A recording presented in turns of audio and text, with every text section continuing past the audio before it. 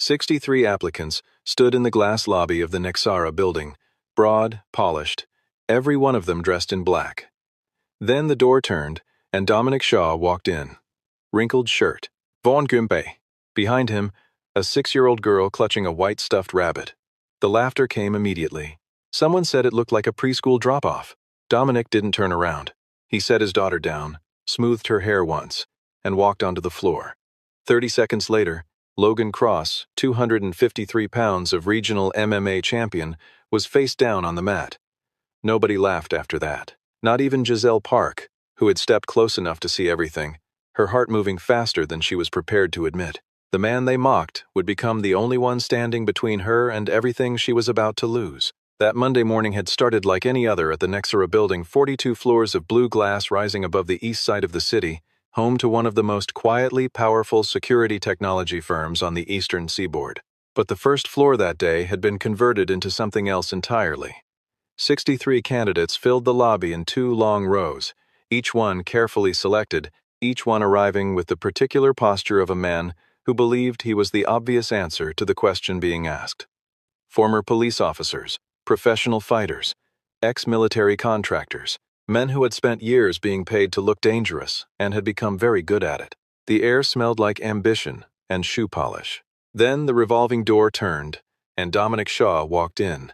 Hunter Voss crossed the lobby before the registration clerk could speak. He was 38 years old, thick through the shoulders, with the particular confidence of a man who believed he had already won a competition that hadn't finished. As acting head of security for Nexara Group, Hunter had reasons to be unsettled by today's tryout, and he had chosen to let that unease come out as cruelty. He stopped directly in front of Dominic, close enough to establish the size difference. "This isn't a daycare, friend. The preschool entrance is in the basement." More laughter from the chairs. Logan Cross, sitting in the front row with his arms crossed and one leg stretched out like he owned the floor, gave a slow nod. Logan was 253 pounds of professional MMA fighter who had won 3 regional championships in the last 4 years. He was also the most obvious choice for this position, and he knew it. He had been enjoying the morning. Dominic looked at Hunter directly. His voice carried no heat. "I have an appointment at 9. My name is on your list." Hunter checked the tablet. Something moved across his face, a brief tightening that he covered quickly. The name Dominic Shaw sat at the top of the candidate roster, added late Sunday afternoon, added personally by Giselle Park, CEO of Nexara Group. Hunter tapped the screen and handed the tablet back to the clerk without explanation. He gestured toward the main hall with a short movement of his chin. Luna was escorted to a small waiting area near the reception desk, where a junior staff member had set up coloring books and a low table. She sat down, placed Pepper on the chair beside her, opened to a blank page, and began to draw without a word. Dominic walked into the main hall. The first round was not about strength. It was about judgment. Each candidate was given 3 minutes, at a standing desk, 1 interviewer, a list of situational questions, no time to rehearse. The men ahead of Dominic arrived with laminated credentials, printed service records, framed photographs of themselves with notable clients. One man had brought a folder 12 pages thick. 2 of them opened with the phrase, "I've been doing this for 15 years." Dominic came to the desk with nothing in his hands. The interviewer looked up. "Your CV?" Dominic set a single sheet of white paper on the desk. On it was a phone number and 1 line of text. "Call this number if you need verification." The interviewer studied it.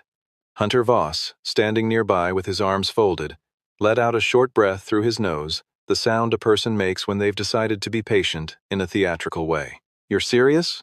Hunter said. "Very," Dominic said. The second part of the first round was a response assessment. Each candidate watched a 90-second video of a simulated threat environment, a crowded event space, multiple actors moving through the frame, a principal figure in the foreground, and had 30 seconds to identify danger points and propose a response protocol. Logan Cross watched the video, paused 2 seconds, then identified 4 of the 6 marked threat positions. He spoke clearly and with authority. The room gave him quiet approval. Dominic watched the video once. He stood with his arms at his sides and said, 6 marked positions, 2 unmarked. The camera dead zone behind column 3 on the left side gives an unobserved approach angle of approximately 4 feet. And the man in the green jacket has shifted his hand position 3 times since the video began. He's carrying something he hasn't decided to use yet. The room was quiet for 2 seconds. Hunter said, "Lucky guess." Dominic said nothing. He returned to his seat. Upstairs on the 38th floor, Giselle Park was watching the feed from the assessment room on the monitor above her desk. She sat in a straight-backed chair with a notepad on her knee that she had not written on in the last 20 minutes. Her assistant, Madison Cole, stood near the door. "He doesn't look like the usual type," Madison said carefully. "No," Giselle said. "He doesn't." 3 weeks earlier, an unmarked envelope had arrived on Giselle's desk. Inside was a 12-page document, a detailed summary of one Dominic Shaw, service record, skill assessment, personal profile. No sender name, no return address. At the bottom of the last page, a single typed sentence. "She will need him." Giselle had run the sender's number. She had not yet received a name in return. On the monitor, Dominic sat in his chair with the same expression he'd had since walking in. Not bored, not performing patience, simply present. Giselle tapped her pen once against the notepad. Then she set it down. When the bracket for the physical round was posted on the board in the main hall, the room read it with the focused attention of men who understood what it meant. Most matchups were reasonably balanced. One was not. Hunter Voss had scheduled Dominic Shaw against Logan Cross. It was not an accident. Hunter had arranged the bracket himself that morning, and he had placed the matchup with the particular satisfaction of a man who believed he was solving a problem. If Dominic Shaw, this quiet, unpedigreed, single-father anomaly who had appeared out of nowhere on the CEO's personal list, could be removed cleanly in the first round of the physical assessment, then the whole matter could be resolved before it became inconvenient. Logan Cross read the bracket and smiled. Not a cruel smile. Logan was not cruel by nature. He simply did not see it as a contest. The other candidates drifted toward the outer ring of the mat area. A few pulled out phones. The mood in the room had become something between entertainment and foreplay. They were going to watch the big man erase the puzzle, and then the day would make sense again. Upstairs, Madison leaned close to the monitor and said quietly, "Giselle, they've put him against Cross." Giselle was already standing. She straightened her jacket and walked to the door. "You're going down?" Madison asked. "The screen is too small," Giselle said, and stepped into the corridor. She arrived at the entrance to the training floor without announcement. No advance notice, no escort beyond Madison, who followed 3 steps behind and said nothing. The moment Giselle appeared in the doorway, the energy in the room changed. The ambient tension of men competing with each other collapsed into a different kind of attention. Spines straightened. Conversations stopped mid-sentence. Hunter moved toward her immediately. "Miss Park, there's no need to." "Continue," she said, looking past him toward the mat. She did not look at Logan Cross. She had already assessed Logan. He was what he appeared to be: powerful, experienced, and completely legible. She looked at Dominic. He was crouching near the edge of the mat, retying the lace on his left shoe. He was not looking at Logan. He was not looking at the crowd. He was not looking at her. In the 12 years since Giselle Park had become the youngest CEO in Nexara's history, she had sat across from hundreds of people who were trying very hard to make an impression on her. Dominic Shaw was the first person in recent memory who appeared to have no idea she was worth impressing, or had simply decided it was irrelevant. That single fact held her attention more than anything else she had seen all morning. Logan Cross rolled his neck, stepped onto the mat, and looked down at Dominic with something approaching generosity. "You sure you don't want to give your spot to the next guy?" A low wave of laughter moved through the room. Dominic finished tying his lace. He stood up. He did not respond to Logan. He did not look at the crowd. He stepped onto the mat and turned to face the center of it with the calm of a man who had already decided what was about to happen and found the decision unremarkable. In the reception area down the hall, Luna had stopped coloring. She was looking through the narrow window in the wall, watching without climbing from her chair. The young staff member beside her glanced between the girl and the mat. "Is your dad strong?" the woman asked. Luna held Pepper a little tighter. "He doesn't lose," she said. "But he never says that himself." The referee raised his hand. The room held its breath. The timer started. Logan Cross came forward immediately, no hesitation, no warm-up feinting. He had ended 4 matches already that morning, all within 40 seconds, all with the same sequence. Close the distance, establish grip, control weight. It had worked perfectly every time. He applied it now with the confidence of a man repeating a proven equation.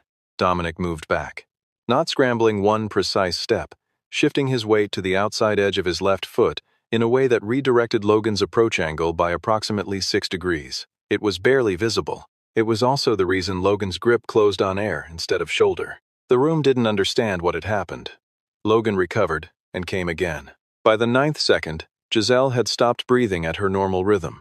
She was watching Dominic's eyes. They were not tracking Logan's hands or feet the way a fighter's eyes usually tracked in reactive focus, following motion. They were still. He was reading something deeper, some sequence of information that lived below the level of individual movement. Logan attacked again, a third time. Each time, Dominic gave him something a fraction of an opening, a half step of apparent vulnerability, and each time, the follow-through found nothing there. Giselle's right hand had found the door frame at some point, without her noticing. At the 17th second, Dominic's eyes changed, a minor contraction, barely perceptible. He had seen what he needed to see. He had spent 16 seconds not fighting Logan Cross. He had spent 16 seconds learning him. At the 18th second, Dominic stepped in instead of back. What followed happened too quickly for most of the room to track cleanly. One arm controlled Logan's elbow at the joint. The other made a small, decisive adjustment to his center of gravity, not a throw in the traditional sense, but a redirection so precise that Logan's own momentum became the mechanism of his descent. The technique was not MMA. It was not boxing. It was not anything the room could comfortably name. Logan Cross, 253 pounds, 3 regional titles, 4 straight wins that morning, hit the mat face down and did not move. Total time, 27 seconds. No one spoke. Dominic released his hold, stepped back, and stood upright. His breathing was unchanged. He turned his hands over briefly, a mechanical check, nothing more, and stepped off the mat. Hunter Voss was holding a sheet of paper. He did not seem aware that it had fallen from his hand until it made a small sound against the floor. The phones that had been raised to capture what their owners had assumed would be a short, decisive humiliation were still recording. No one had thought to stop them. Luna appeared at the doorway, having slid from her chair the moment she heard silence instead of noise. She crossed the floor to Dominic with the focused urgency of a 6-year-old on a mission. "Dad, are you done?" Dominic crouched down to her level. He looked at her face for a moment with the careful attention he gave to everything. "All done," he said. "Should we go find you some orange juice?" Luna considered this seriously. "With ice?" "With ice," he said. He stood, took her hand, and walked toward the hall exit. Behind him, Logan Cross was being helped to his feet by 2 other candidates who were doing their best to look as though they had expected this outcome. Giselle Park stood at the door. Her hand dropped from the frame. She turned and walked back toward the elevator without a word. Madison fell into step beside her, and for the length of the corridor, neither of them said anything. Then Madison said, very quietly, "His breathing didn't change." "I know," Giselle said. She pressed the elevator button. The doors opened. She stepped in, and somewhere between the ground floor and the 38th, she acknowledged to herself as a private and purely operational observation that she had not watched a single other person in that room for the last 7 minutes. She called him up before the bracket finished. The other 62 candidates were still waiting in the main hall when Madison appeared at the door and asked Dominic Shaw to follow her. A few of them exchanged looks. Hunter Voss straightened his jacket and opened his mouth, but Madison had already turned toward the elevator, and Dominic was following, and Luna was beside him, with Pepper tucked under her arm, and none of it had been submitted for approval. The 38th floor was quiet in the way that expensive buildings were quiet, not silent, but deliberately undisturbed. Giselle's office occupied the northeast corner, with floor-to-ceiling windows that gave the city back in clean rectangular sections. Books were organized by spine color. Her desk held exactly 3 items: a monitor, a notepad, and a glass of water. Nothing decorative, nothing personal.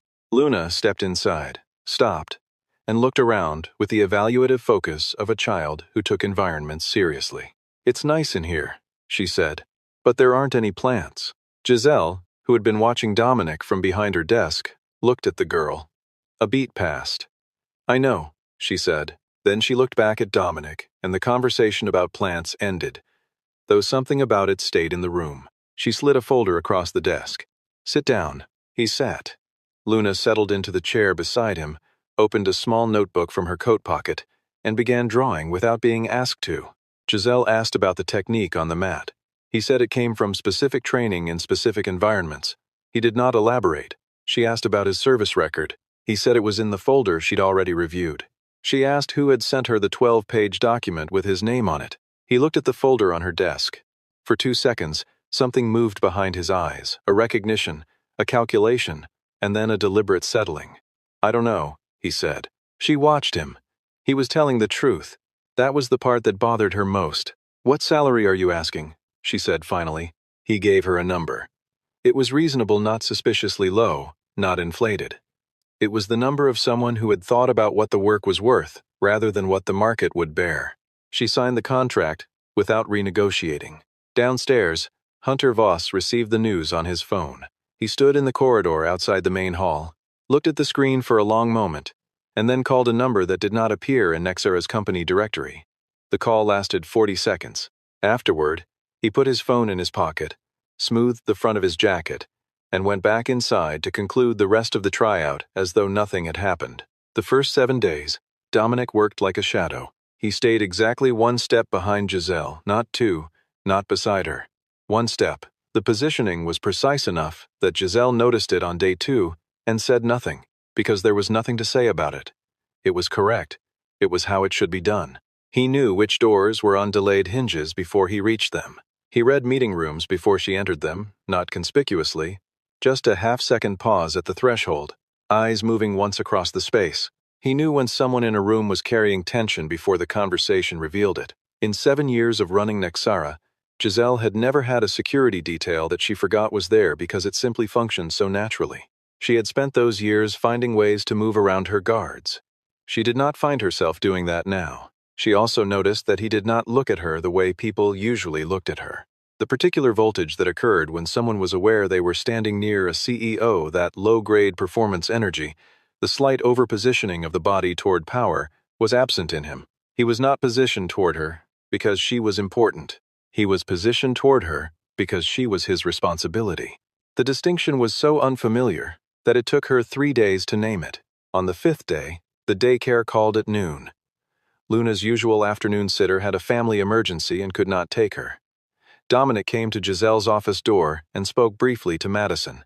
Then Madison came in and told Giselle what had happened, framing it as a logistical complication that required his absence for the afternoon. Giselle said, "Bring her here." Madison paused. Giselle had already turned back to her screen. Luna arrived 45 minutes later with her backpack and her coloring kit. She said hello to Giselle, put Pepper on the corner of the waiting room couch, and sat down with her supplies and worked quietly for the entirety of the afternoon without interruption. At 4:30, she walked to Giselle's open office door and held out a folded piece of paper. Giselle opened it. It was a drawing in crayon, 3 figures in front of a house. 1 tall figure with dark lines for a jacket, 1 figure with long hair and a gray dress, 1 small figure holding something white and round, which was presumably Pepper. In front of the house, there was a tree with green leaves and what appeared to be apples or possibly ornaments. The sky was yellow. Giselle looked at it for a long time. She folded it carefully and opened the top left drawer of her desk and placed it inside. She did not put it in the recycling bin under the desk, which is where paper without operational relevance went. That evening, Giselle received an email from an anonymous address. The message was 9 words. "You're being sold, and you don't know it yet." Attached was a screenshot of a clause from a contract she had signed 6 months earlier, a merger framework agreement with Vantage Tech, led by Isaac Crane. The clause had a small section marker at the bottom. Section 9. She called her legal team. Her primary contract attorney did not pick up. His assistant called back 40 minutes later with an explanation that felt carefully constructed. Giselle sat at her desk after the call and looked at the framed mission statement on the wall across from her without seeing it. Dominic was standing near the window. He had been there since she finished the call. She said, "Do you know anything about this?" He said, "Not enough yet, but I'm looking." The dinner with Isaac Crane was arranged for Thursday evening at a restaurant on the 40th floor of the Meridian Hotel, the kind of place where the lighting was designed to make powerful people look comfortable. Crane was 62 years old. He had the polished benevolence of men who had learned that appearing harmless was a more effective strategy than appearing strong. He stood when Giselle arrived, expressed genuine-sounding pleasure, and ordered a bottle of wine from a list that cost more than most people's monthly rent. He acknowledged Dominic with a brief look, the particular look of a man who had just completed an accurate assessment and found it worth noting. The meal moved through its early stages with the performance quality of two skilled negotiators who had agreed to enjoy the theater of the thing. Crane spoke about the Vantage partnership with warmth. He used words like synergy and family without embarrassment. He mentioned 3 of Giselle's initiatives by name in ways that showed he had done his research. Then, during the main course, he said the words as though they were not loaded. The Q4 benchmarks, of course, will be the natural moment of alignment, given Section 9. Giselle set down her fork with the careful motion of someone who does not permit their hands to express what their face will not. Inside, something dropped and kept falling. She said, "Of course." Crane smiled with the warmth of a man who believed he had already won. "I want to be clear, Giselle. I'm not an adversary. I'm simply pragmatic." She looked at him. "I appreciate the clarity, Isaac." In the car afterward, the city moved past the windows in streaks of white and amber light. Dominic drove. Neither of them spoke for the first 20 minutes. Then Giselle said, "Did you read the contract before you took this job?" "First morning," Dominic said. "Section 9, Section 14, and Appendix C." A pause. She looked at his reflection in the rearview mirror. "Why would you read my contracts? I can't protect you if I don't understand the ground you're standing on." She watched him in the mirror. He was watching the road. His jaw had a line of tension in it that had not been there during dinner, which meant he had been performing calm in that restaurant the way she had, and she had not noticed until now. That realization settled into her chest and stayed there. 3 nights later, the security log for the Nexara basement parking level showed an 11-minute gap.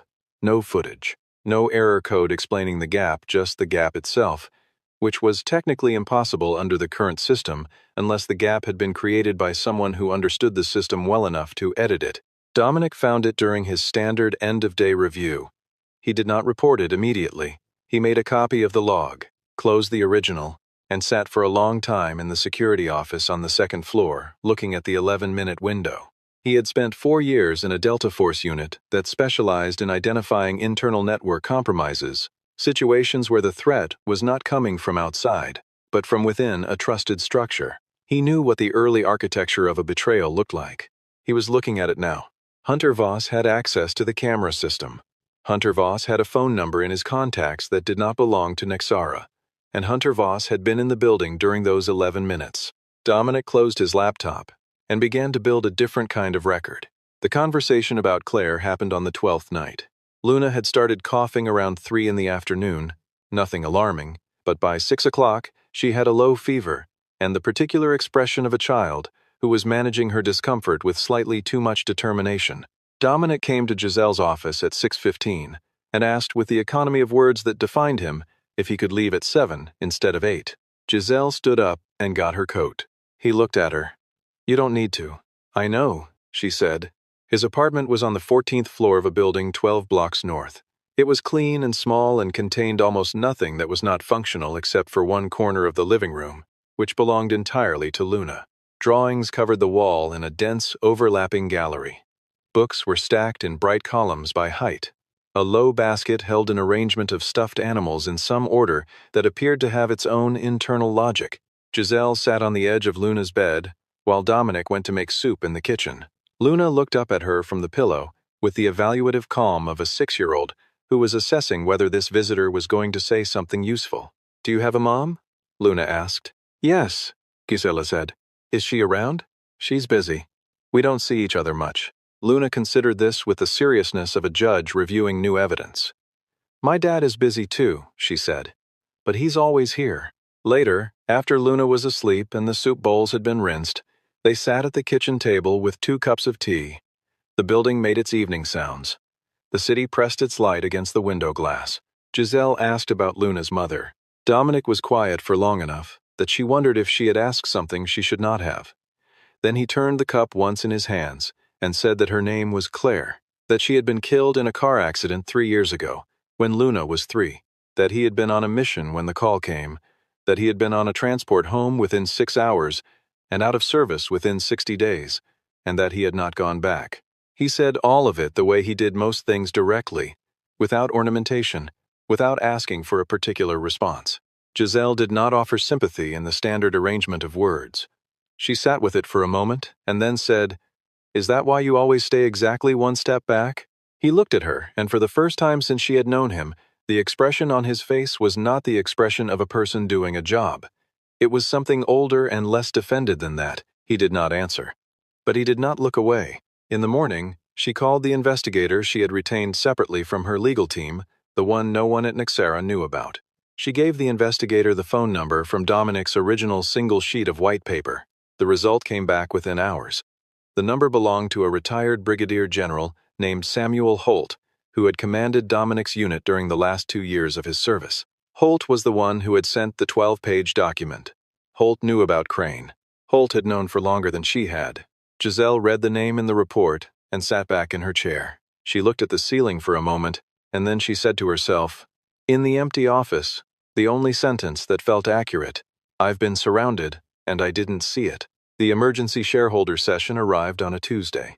Isaac Crane had called it with the formal language of process, a performance review, a routine Q4 evaluation, a conversation about alignment. But Dominic had been tracking the peripheral activity for 11 days by then, and what he saw in the 48 hours before the meeting was not consistent with a routine anything. 2 of the building's service elevators had been accessed after hours by maintenance badges that had not been checked out through the standard system. 3 external visitors had been registered under a consulting firm name that did not appear in Nexara's vendor database. And on Monday evening, the motion sensors on the 38th floor had logged a 6-second anomaly in the eastern corridor, 6 seconds during which they detected presence, and then stopped detecting it, which meant they had been overridden rather than fooled. Dominic built the picture piece by piece on the security office screen, and the picture that emerged was this. Someone was planning to access the Nexara central server during the shareholder session when every decision-maker in the company would be in one room, focused on one problem, facing one direction. The server held client data for 900 corporate accounts. In the wrong hands, in the hours before a forced leadership transition, it was worth more than the merger itself. He had 40 minutes. He moved through the building the way he had been trained to move, not running, not conspicuous, but with the particular efficiency of a person who has decided on a route and committed to it entirely. He cleared the lower floors, confirmed the boardroom was secured, placed Madison at Giselle's side, and went to the 38th floor via the fire stairwell at the back of the building. They were already there. 4 of them, professional and unhurried, moving toward the server room with the confidence of people who had been told the floor would be clear. It was not clear. What followed was not a long fight. Long fights happened when there was uncertainty about the outcome. Dominic had spent 7 years learning to remove uncertainty as quickly as possible, and he applied that knowledge now with a focused economy that left no room for performance or hesitation. The first 2 were controlled and immobilized before the third had finished processing what was happening. The third came at him from the left. He had anticipated the angle from the moment he identified the team's formation, and the fourth, who was the largest and the most dangerous, lasted the longest. 11 seconds. 4 men. Hunter Voss appeared from the eastern corridor with a firearm and the flat expression of a man who had arrived at the part of the plan he had been rehearsing. "I need 15 minutes, Hunter said. "Stand down and nobody gets hurt." Dominic looked at him. His left shoulder had taken a hit during the last exchange, nothing structural, but it registered. He filed it and moved on.